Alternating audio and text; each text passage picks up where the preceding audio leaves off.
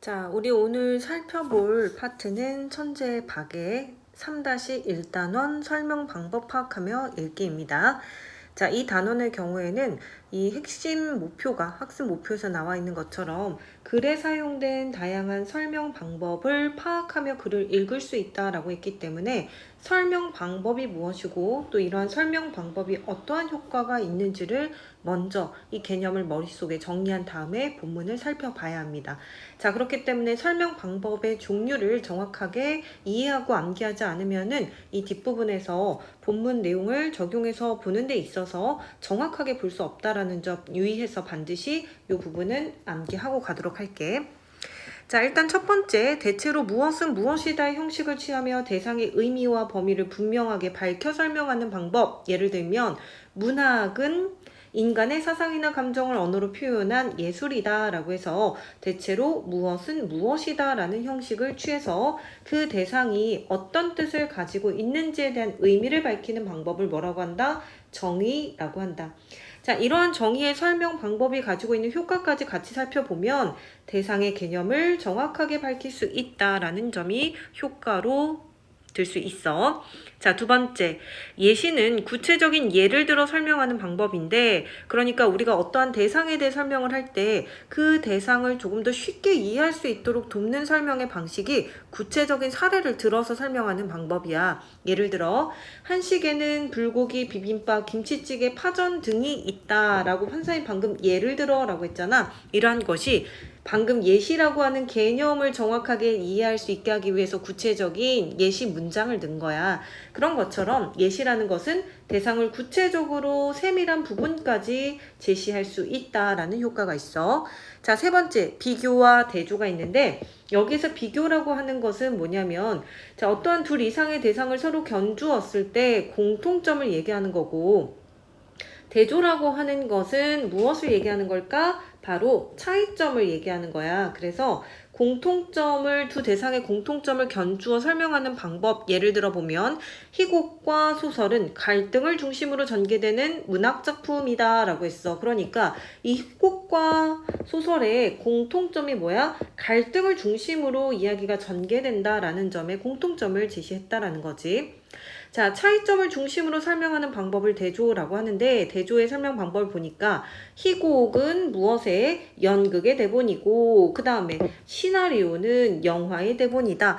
이 둘은 갈등을 중심으로 전개되는 문학작품이라는 공통점이 있지만 하나는 즉 희곡은 연극의 대본이고 시나리오는 영화의 대본이다 라는 차이점을 중심으로 또 한번 밝혔어. 그래서 비교와 대조가 가지고 있는 이러한 설명 방법의 효과는 두 대상을 견주어서 대상의 특징이 무엇인지를 파악하는 데 도움을 준다라고 할 수 있겠어. 자, 이제 네 번째 분류와 구분이야. 비슷한 특성을 지닌 대상들을 일정한 기준에 따라서 묶거나 또는 나누어서 설명하는 방법이야. 자, 분류와 구분이라는 것은 어떤 출판사에서는 그냥 같은 걸로 이야기하기도 하지만 여기에서는 지금 차이점을 분명하게 밝히고 있기 때문에 각각의 개념들을 이해를 해야 되는데 분류라고 하는 것은 작은 항목을 큰 항목으로 묶어 설명한데 자, 이걸 우리가 다른 말로 하위의 대상들을 상위의 개념으로 묶어서 설명하는 것 이런 것들이 바로 분류야. 예를 들면 명사, 대명사, 수사는 체언으로 묶을 수 있고 동사, 형용사는 용언으로 묶을 수 있고 관형사, 부사는 수식어로 묶을 수 있다. 그래서 명사, 대명사, 수사가 하위의 항목이라면 체언은 이들을 묶는 상위의 항목이 되는 거고 동사와 형용사가 하위의 항목이라면 용언은 이 둘을 묶는 큰 기준 상위 개념이 된다라는 거야. 그래서 작은 항목들을 큰 항목으로 묶어 설명하는 것은 분류라고 해. 자, 구분이라고 하는 거는 큰 항목을 이번에는 반대야. 자, 상위의 개념에서 반대로 하위의 항목으로 나누어서 설명하는 거야. 자, 예를 들어 보면 국어는 단어의 기능에 따라 라고 하는 기준이 있지. 자, 이 기준에 의해서 봤을 때 체언, 용언, 수식어, 관계언, 독립언으로 나눌 수 있다라고 했어. 그러니까 우리가 품사를 나눌 때 기준을 보면은 예를 들면 형태가 변하는지 안 변하는지에 대해서 형태 변화 유무, 그리고 또 문장에서의 기능, 그리고 또 문장에서의 의미, 이러한 식으로 점점 큰 항목에서 작은 항목으로 나누어 가잖아. 그리고 또 기능의 경우에도 문장에서 어떤 기능을 하느냐에 따라 체언, 용언, 수식어, 관계언, 독립언으로 더 세분화시키는 거지. 그래서 구분이라고 하는 것은 큰 항목을 작은 항목으로 쪼개는 것을 이야기하는 거고, 분류라는 것은 묶는 것을 얘기한다라고 볼 수 있어. 자, 그래서 이러한 분류와 구분의 효과는, 특징은 내용을 체계적으로 정리하여 설명할 수 있다라는 점에서 효과가 있어. 자, 이번에는 분석을 살펴볼게. 분류와 구분과 분석을 헷갈려하는 친구들이 많았는데, 분류와 구분은 둘 다 여러 항목들을 묶거나 또는 나누어서 설명하는 방법이라면, 분석의 핵심은 뭐냐면 하나의 대상이 이루고 있는 구성 요소들을 개별적인 부분 또는 성질로 나누어서 체계적으로 설명하는 방법이야. 예를 들면 곤충의 몸이라고 했어. 곤충이라고 하는 하나의 대상을 머리, 가슴, 배 이렇게 개별적인 부분으로 나누어서 설명하는 방법, 이게 바로 분석이라는 거야.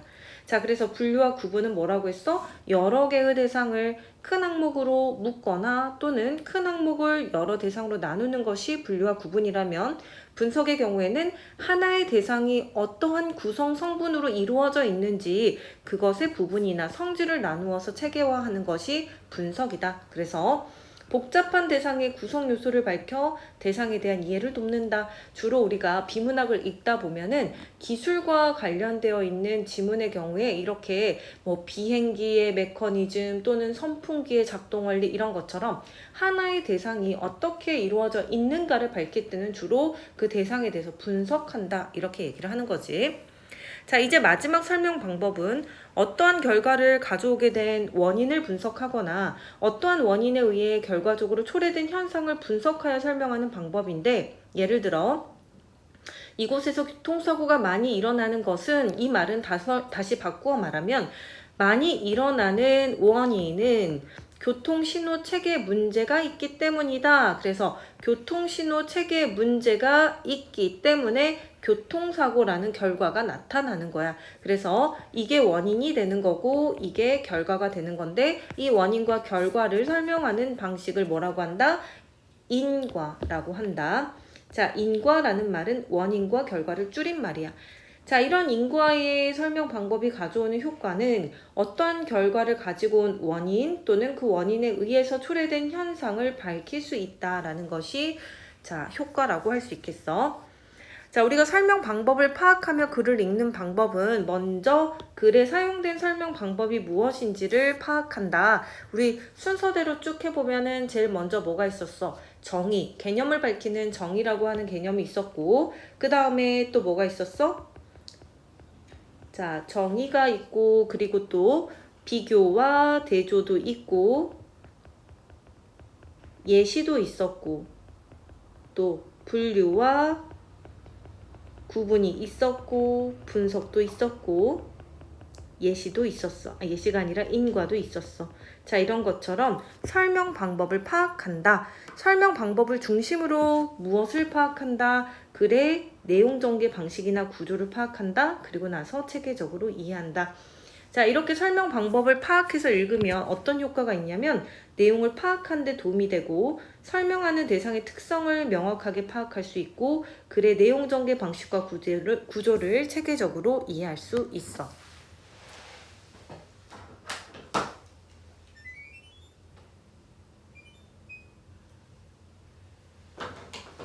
자, 그러면 이제 다음 페이지로 넘어가서 본격적으로 본문의 내용을 살펴보자.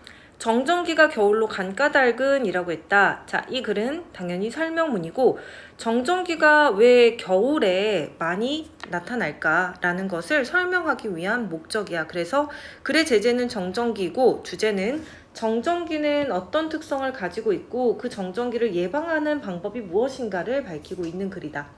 자, 이 글에서는 정의나 인과나 예시 등 다양한 설명 방법을 사용해서 대상을 설명했고 또 일상생활에서 정전기를 경험하는 상황을 제시함으로써 독자의 이해를 돕고 제목에서 왜 정전기가 겨울로 갔을까라는 형식을 통해서 호기심을 유발하고 있다라는 특징이 있습니다. 자, 이 소단어 포인트는 시험 문제에 잘 나오는 거, 그러니까 중요하게 봐야 되는 거.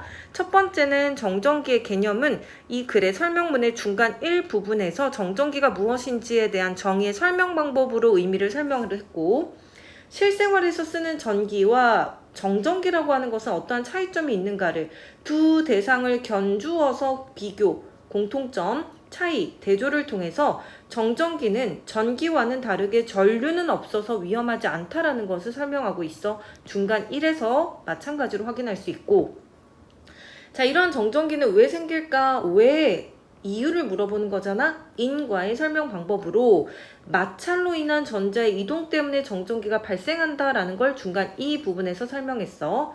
자, 그리고 중간 3을 보면 정전기가 해로운 경우 또 이로운 경우 마지막으로 정전기를 예방하는 방법을 예시의 설명 방법으로 각각의 사례를 구체적으로 설명하고 있었어. 자, 그럼 이제 본격적으로 지문을 볼게.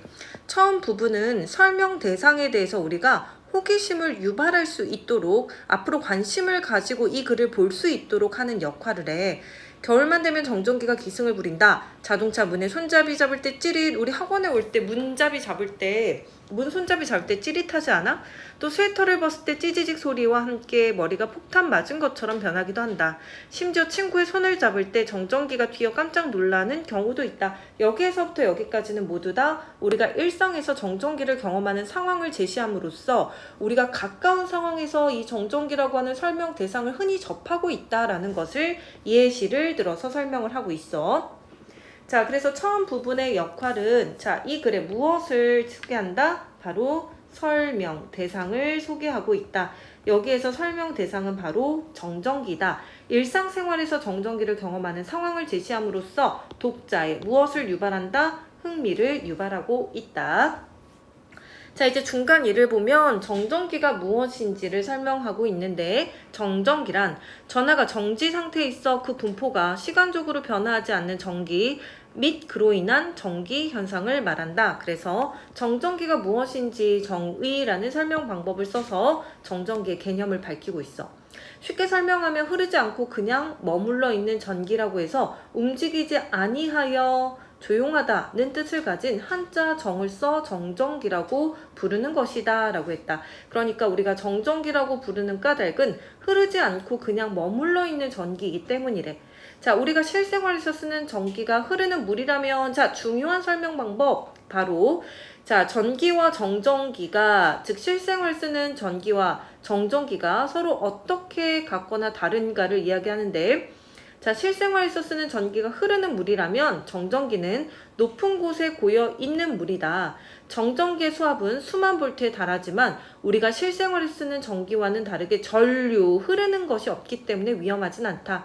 어마어마하게 높은 곳에 고여 있는 물이지만 떨어지는 것은 한두 방울뿐이라 별 피해가 없다고나 할까라고 했어. 자, 그래서 비교와 대조 중에서도 대조의 설명 방법을 들어서 정전기와 전기의 차이를 설명하고 있다. 자, 정전기의 개념은 전하가 정지 상태로 있어 그 분포가 시간적으로 변하지 않는 전기 및 그로 인한 전기 현상을 말한다. 설명 방법은 정의를 썼고 자, 정전기가 치명적이지 않은 까닭은 전압은 높지만 실생활 쓰는 전기와 달리 전류가 거의 없어 위험하지 않다라는 것. 자, 그래서 실생활에 쓰는 전기와 정전기의 차이점은 실생활에서 쓰는 전기는 전류가 흘러 위험성이 있지만 정전기는 전압은 높아도 전류가 흐르지 않기 때문에 위험하지 않다. 전류가 흐른다, 흐르지 않는다에 대한 차이점을 중심으로 대조의 방법을 써서 정전기가 치명적이지 않은 이유를 설명을 했습니다. 여기까지가 중간 1이었습니다. 자, 선생님이 설명을 하면은 여기까지 듣고 나서 필기를 마치면은 여기 옆에 있는 문제들 1번부터 4번까지 다 풀고 나서 다음으로 넘어가도록 할게. 영상 잠깐 멈추고 문제풀이 한 다음에 다음 페이지로 넘어가고 채점은 마지막에 한꺼번에 하는 걸로 할게. 넘어갈게. 자, 중간 일을 보면 이런 정전기는 왜 생기는지에 대한 이유를 설명하고 있어. 자, 일단은 정전기가 생기는 것은 바로 무엇 때문에? 마찰 때문이래. 그러니까 정전기가 생기는 것이 결과라면 이러한 결과를 일으키는 원인은 마찰이라는 거야. 자, 물질의 기본적인 구성단위인 원자는 원자핵과 전자로 이루어져 있다. 여기 그림에 나와 있는 것처럼 원자는 원자핵 과 전자로 이루어져 있대. 그러니까 원자라고 하는 하나의 대상이 어떠한 성분으로 구성되어 있는지를 밝히는 설명 방법이기 때문에 바로 분석의 내용도 여기에 사용되었어. 설명 방법도. 전자는 작고 가벼워서 마찰을 통해 다른 물체로 쉽게 이동하기도 한다. 그러니까 여기에서 또 인과의 방법을 썼다. 자, 생활하면서 주변의 물체와 접촉하면 마찰이 일어나기 마련인데 그때마다 우리 몸과 물체가 전자를 주고받으며 몸과 물체에 조금씩 전기가 저장된대. 그런데 이 한도 이상의 전기가 쌓였을 때 전기가 잘 통하는 물체에 닿으면 그 순간 파바박 불꽃을 띠면서 정전기가 발생하는 것이다. 자, 그래서 정전기가 왜 생기는지에 대한 이유를 인과의 설명 방법으로 썼는데 다시 한번 정리해보면 마찰 때문이야. 자, 이 마찰이 일어나는 것은 바로 물질의 기본적 구성 단위인 원자가 원자핵과 전자로 이루어져 있는데 우리가 어떤 물체와 접촉하면 마찰이 일어나서 그때마다 전자를 주고받으면서 몸과 물체에 조금씩 전기가 저장되는데 이게 전기가 아주 잘 통하는 물체에 닿으면 그동안 쌓였던 전기가 불꽃을 튀면서 정전기가 생긴다라는 이유를 설명하고 있어. 자, 그런데 정전기가 고생하는 정도는 사람마다 다르다. 우리 주변에는 정전기로 유별나게 고생하는 사람도 있다. 나 같은 사람. 선생님 되게 건조해서 정전기가 잘 일어나거든. 다른 사람이 만졌을 때 괜찮았는데 이들이 만지면 어김없이 튀는 정전기. 왜 이유를 물어봤다. 정전기가 고생하는 정도가 사람마다 다른 것일까? 라고 물어봤고 정전기가 언제 잘 생기는지를 보면 답을 할 수 있다. 우선 정전기는 정전기가 어떨 때 생길까? 첫 번째, 정전기 발생에 영향을 주는 요소 첫 번째는 바로 건조할 때야. 즉, 습도가 부족했을 때 정전기가 잘 생겨. 습도가 높으면 공기 중에 수분이 전하가 흘러갈 수 있는 도체의 역할을 하여 정전기가 수시로 빠져나갈 수 있어. 습도가 높으면 정전기가 잘 생기지 않는 것이, 즉 여름보다 겨울에 정전기가 기승을 부리는 것은 바로 이러한 습도가 낮기 때문이라는 거지. 여름보다 겨울이 더 건조하기 때문이야. 첫 번째 요소는 습도. 땀을 많이 흘리는 사람보다 적게 흘리는 사람에게, 지성 피부를 지닌 사람보다 건성 피부를 지닌 사람에게 정전기가 많이 생기는 것도 바로 피부 습도가 낮기 때문이야. 정전기는 주로 물체의 표면에 존재하기 때문에 그 사람의 피부가 건성인지 그렇지 않은지에 따라 정전기의 발생 정도가 달라진다. 즉 여기에서부터 여기까지는 바로 정전기라고 하는 것이 왜 사람마다 다른지 이유와 그것으로 인한 결과, 즉 사람마다 다른 것이 결과라면 이유는 무엇 때문이다? 습도 때문이다. 둘째로 정전기는 전자를 쉽게 주고받을 수 있는 마찰에 의해서도 잘 생긴다. 마찰할 때 전자를 쉽게 잃는 물체가 있고 전자를 쉽게 얻는 물체가 있는데, 자, 예를 들어서 털가죽 종류는 전자를 쉽게 잃고 플라스틱 종류는 전자를 쉽게 얻는데, 자, 그래서 여기에서는 설명 방법에 예시도 들었어. 자, 털가죽과 플라스틱이라고 하는 예시를 들어서 전자를 쉽게 잃는 물체부터 얻는 물체까지를 나열한 것을 대전열이라고 하는데 순서를 보니까 털가죽이 가장 쉽게 잃는 물체라면 유리명주, 나무, 고무, 플라스틱, 에보나이트, 얘네는 전자를 가장 쉽게 얻는 물체. 그러니까 이 물체에서 정전기가 발생할 비중이 높다 낮다? 높다라는 거야. 우리 몸은 전자를 잘 잃는 편이므로 전자를 쉽게 얻는 나일론, 아크릴, 폴리에스테르와 같은 합성 섬유로 된 옷을 자주 입는 사람은 정전기와 친할 수밖에 없다. 정전기가 잘 발생하는 사람에게 털가죽, 명주, 명과 같은 천연 섬유로 된 옷을 입으라고 말하는 까닭이 있는 것이다. 그래서 왜 얘네들은 전자를 쉽게 잃는 물체이기 때문이라는 거지. 자, 그래서 정전기 발생에 영향을 주는 요소는 하나는 습도고 또 하나는 마찰하는 물체의 성질이라는 것을 내용적으로 파악할 수 있었고, 자, 이러한 과정에서 설명 방법을 인과를 써서 원인과 결과 또는 결과 원인으로 설명함으로써 왜 정전기가 발생하는지에 대한 원인을 쉽게 설명했다라는 거 기억하고 넘어가도록 할게. 자, 핵심 포인트 3에서는 정전기가 생기는 까닭이 바로 정전기는 마찰 때문에 생기고 또 습도와 마찰한 물체의 성질에 따라서 정전기가 발생하는 정도가 달라진다라고 해서 인과의 설명 방법을 썼습니다. 자, 정전기가 잘 발생하는 경우는 습도가 낮은 경우, 즉 건조할 때 건성 피부, 겨울철에 잘 발생한다라고 했고, 자, 무엇을 쉽게 얻는 전자를 쉽게 얻는 물체와 마찰을 일으켰을 때 정전기가 잘 발생한다. 중간 두 번째에서는 정전기가 왜 생길까에 대해서 설명을 했습니다. 자, 이제 세 번째 중간 3에서는 정전기라고 하는 것이 해로운 경우도 있지만 또 이로운 경우가 있다라는 것을 설명하고 있기 때문에 어떠한 경우라고 하는 것을 통해 알 수 있는 것처럼 중간 3은 주로 예시의 설명 방법을 많이 쓰겠구나 라는 것을 예측할 수 있어. 만약에 피부가 건조한 사람이 이러한 충고를 무시하고 합성섬유의 스웨터를 입다가는 따가워하며 비명을 지를 수 있다. 왜? 전자를 쉽게 얻는 물질이라고 했잖아. 자, 그래서 정전기가 발생할 가능성이 매우 높기 때문이야. 자, 그래도 이렇게 발생한 정전기는 사실은 인체에는 큰 해를 입히지는 않는 편이래. 그러나라고 했으니까 입히는 경우, 위험한 경우도 있다라는 거지. 예를 들어 발화점이 낮은 기름 종류를 운반하는 유조차, 기름을 운반하는 유조차는 정전기가 만들어내는 작은 불꽃으로도 큰 위험에 처할 수 있어. 이를 막기 위해 유조차의 뒤쪽에는 무엇이 있냐면 바로 접지 장치. 그래서 우리 친구들도 봤을 텐데 이렇게 가끔 유조차 지나가는 뒤에 보면 이러한 접지 장치라는 게 있거든. 그래서 이것이 정전기를 땅으로 내보내는 것이다. 이 접지장치의 역할은 정전기를 땅으로 내보내서 정전기가 발생하지 않도록 하는 거야. 또 첨단 반도체 사업장 두 번째 사례는 첨단 반도체 사업장이야.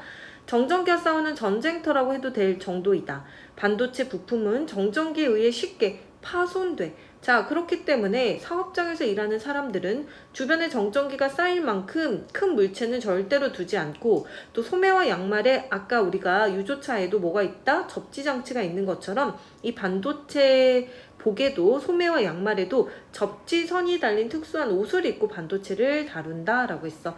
자, 이처럼 정전기를 없애는 것이 사업 현장에서는, 산업 현장에서는 매우 중요한 과제다.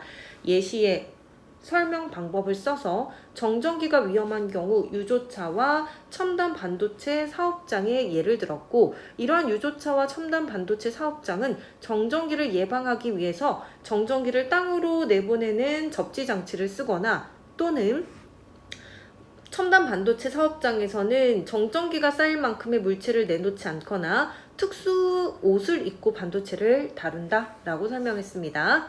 자, 그렇다고 해서 라고 했으니까 그렇다고 라는 것은 무조건 해로운 건 아니라는 걸 예측할 수 있어.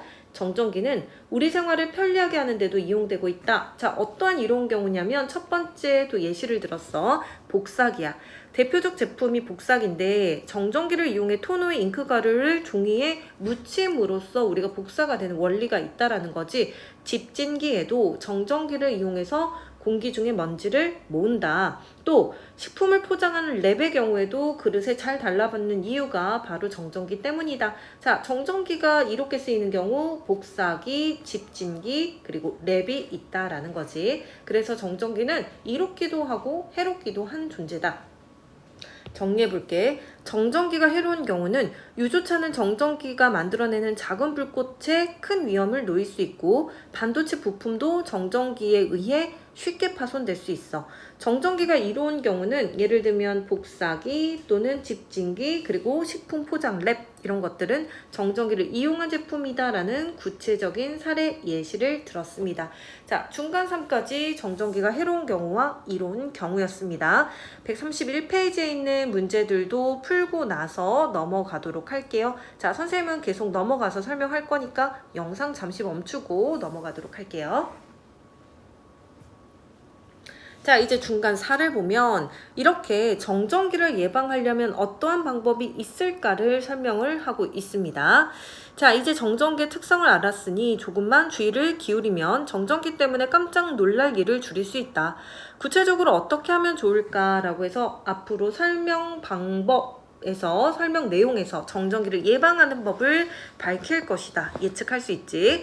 자, 첫 번째는 뭐냐면 바로 습도를 적절하게 유지해라. 습도가 부족하면 정전기가 쉽게 발생하기 때문에 가습기, 어항 또는 보습크림 이러한 것들을 통해서 습도를 유지하고 물을 많이 마시는 것도 피부 상태를 건조하지 않게 도움이 된다. 두 번째, 플라스틱 제품은 아까 뭐라고 했어?